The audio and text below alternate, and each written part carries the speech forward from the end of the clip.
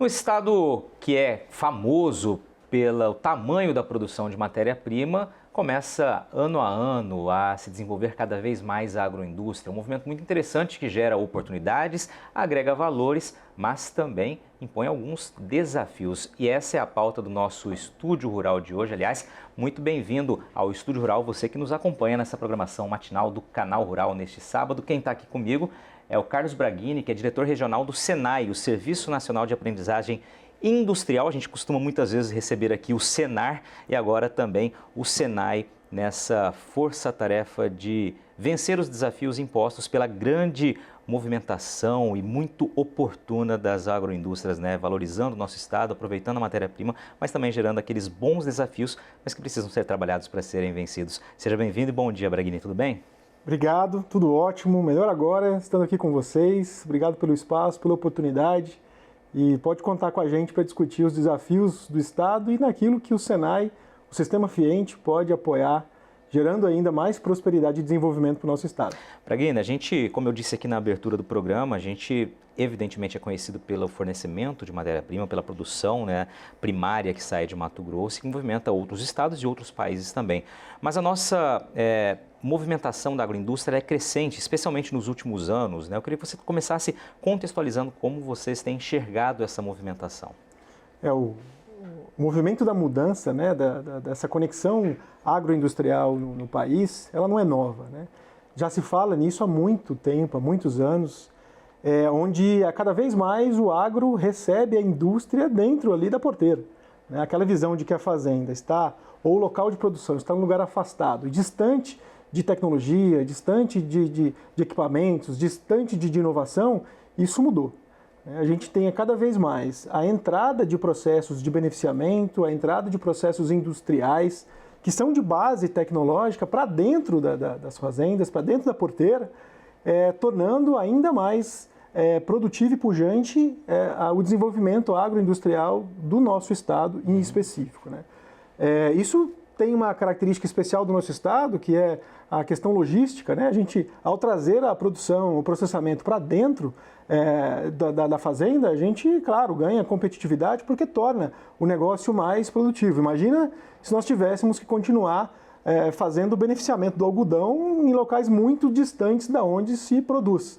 Hoje é fato que uma fazenda de algodão tem do lado, no mesmo ambiente, uma usina de beneficiamento de algodão, que na prática é uma indústria. Desde do momento onde se desmancha, né, ali os grandes fardos que entram na linha de produção, até o momento que sai o fardo pronto para ir para a próxima fase do processo. Então, isso é algo que a cada dia acontece mais e a cada dia demanda de alguns fatores que são limitantes de crescimento e de produtividade. A força de trabalho é a força de trabalho muda, né? É uma força de trabalho que precisa de uma base de tecnologia e inovação mais forte, porque o nome do desafio passa a ser competitividade. E para competir nesse momento, onde nós temos mais máquinas, com mais tecnologia, com mais equipamentos, com novos problemas para se resolver, há necessidade de um perfil de um profissional diferente. Um perfil de um profissional que já tenha na sua base, por exemplo, a competências de tecnologia da informação, né? Isso não é novo. Quando a gente pensa num mecânico de máquina agrícola, para exemplificar algo comum para todos nós. Até bem pouco tempo atrás, a visão que nós tínhamos desse profissional era um profissional que só precisava ter a força bruta, né? Ele estava ali trabalhando com ferramentas que eram puramente físicas, onde a sua valência física, inclusive, era a principal para se escolher um profissional para uma determinada profissão na manutenção agrícola. Hoje não. Hoje o profissional que vai fazer uma manutenção no equipamento desse, ele precisa entender de software, porque ele liga um software, conecta um computador e faz um diagnóstico. Tem um scanner, ele tem que interpretar códigos, ele precisa, muitas vezes, enviar programações para receber um retorno daquilo que está acontecendo na máquina. Ou seja, esse profissional ele tem que entender de outras características, de outras competências para ter a completa capacidade de fazer a manutenção adequada daquele equipamento. A gente vive num estado, né, que é grande demais e com uma população muito pequena. Não temos nem 3,5 milhões de habitantes aproximadamente, então até conversávamos antes do programa aqui, essa carência por profissionais, por colaboradores, ela sempre existiu aqui em Mato Grosso. No entanto, você está destacando isso, eu preciso de um profissional ainda mais apurado, né, aquele colaborador realmente com muita tecnologia embarcada, que vai poder dar conta de toda a demanda que existe hoje, moderna, como a gente acompanha. O problema é o mesmo sobre óticas diferentes, né? Primeiro, um estado do nosso tamanho, de produção e com a população que se tem, a gente pensa, falta gente. E para que a gente possa crescer, vai continuar faltando gente, porque o estado de densidade populacional baixa mesmo, menos do que 4 pessoas por quilômetro quadrado. Se há um negócio que precisa de muitas pessoas, logo Mato Grosso tem essa barreira competitiva. Agora, quando a gente olha para um crescimento do sistema produtivo baseado em tecnologia, baseado em inovação, para gerar mais produtividade, aí muda um pouco do problema. Não é faltar massa de pessoas, é faltar pessoas qualificadas em atividades específicas. E cada vez mais há necessidade de que instituições que trabalham com o sistema de educação profissional do nosso estado aprimorem os seus portfólios e refinem as suas estratégias para fazer a oferta de qualificação profissional alinhada a essa expectativa do setor produtivo.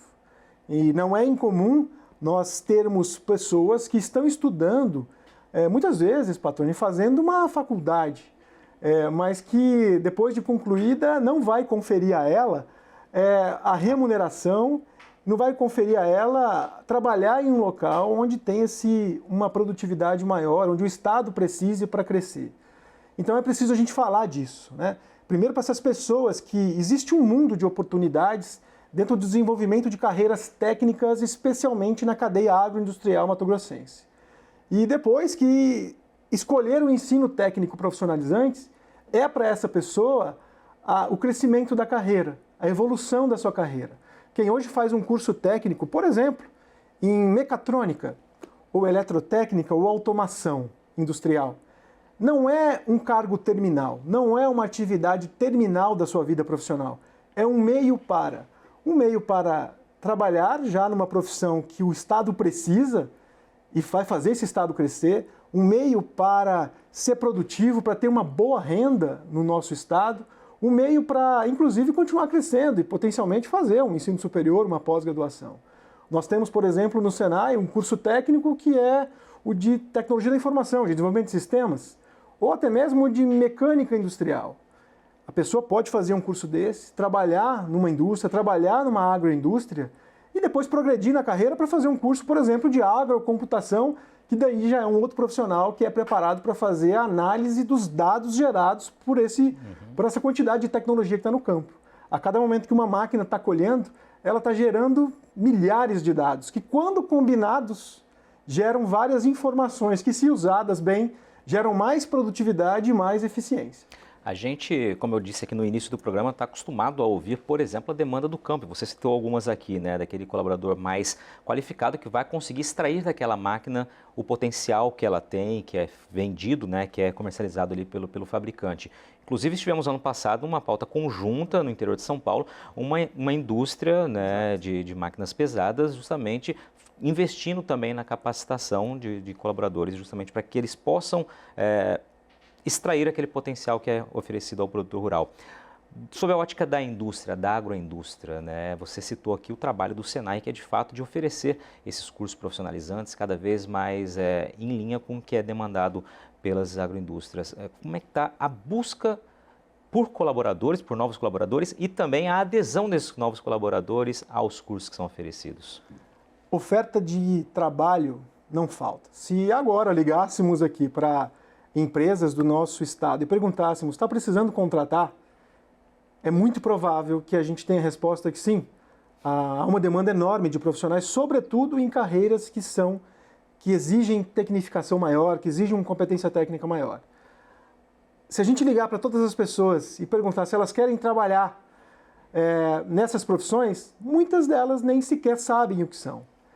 Há uma necessidade muito intensa das instituições que ofertam educação profissional, dos sistemas de comunicação, como o Canal Rural, de cada vez mais a gente colocar luz nessas informações para que o nosso Estado possa, as pessoas do nosso Estado possam conhecer as potencialidades que tem vindo do seu desenvolvimento técnico na carreira.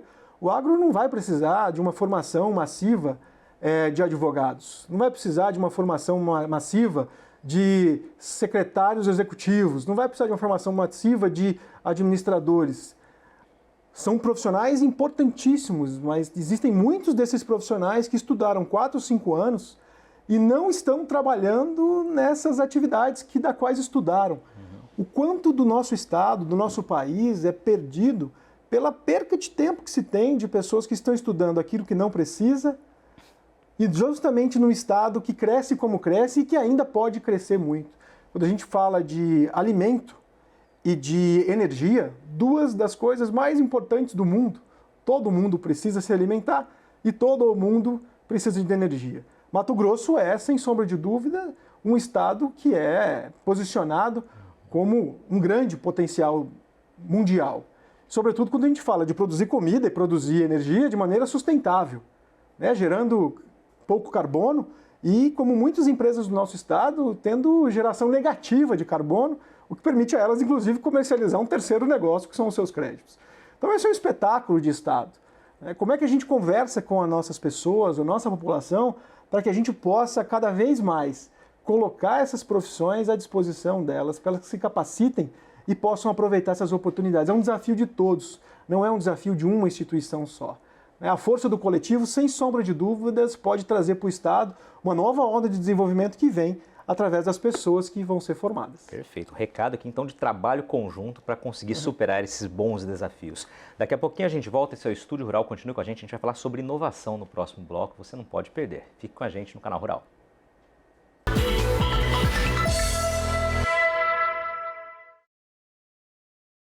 Estamos de volta, esse é o Estúdio Rural, direto aqui do estúdio do Canal Rural Mato Grosso em Cuiabá. Hoje recebendo o diretor regional do Senai aqui de Mato Grosso, Carlos Braghini, já falou um pouquinho conosco aqui sobre a força de trabalho, né, para usar um termo mais moderno, né, ou seja, a importância da capacitação de colaboradores, assim como a gente acompanha no campo, também na indústria, em especial na agroindústria, cada vez mais moderna. E eu queria iniciar esse bloco agora, Braghini, falando de uma iniciativa de vocês, que é justamente a exemplo do que a gente acompanha aqui diariamente, né, na própria FAMATO, tem o AgriHub, vocês também têm um hub de inovação e têm incentivado cada vez mais o desenvolvimento de startups que vão solucionar aquelas demandas, aqueles entraves, né, os desafios de agroindústrias também.